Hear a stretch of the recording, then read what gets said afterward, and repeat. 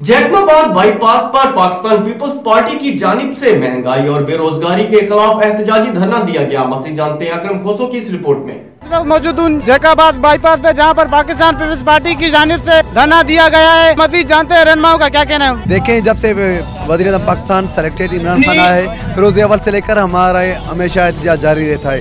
आज हमने ये एक बहुत ही आलीशान धरना मीर एजाज खान की क़यादत में देकर हम आपके चैनल के तसल्सल से बताना चाहते हैं कि न्याजी इन्हें हमेशा कहते थे कि जब महंगाई मुल्क में हो जाए तो वज़ीर-ए-आज़म चोर है। अब देखें तो आवाम का जीना मुश्किल हो गया है। इतनी महंगाई, मोटरसाइकिल वाले बेचारे पैदल घूम रहे हैं, इतना पेट्रोल महंगा हो चुका है। तो हम सुप्रीम कोर्ट ऑफ पाकिस्तान से अपील करते हैं कि नोटिस लेकर इसके खिलाफ कार्रवाई करें और इसको नाहल करार देकर री-इलेक्शन कराई जाए। पाकिस्तान पीपल्स पार्टी जमहूरियत पार्टी है और गरीबों की पार्टी है।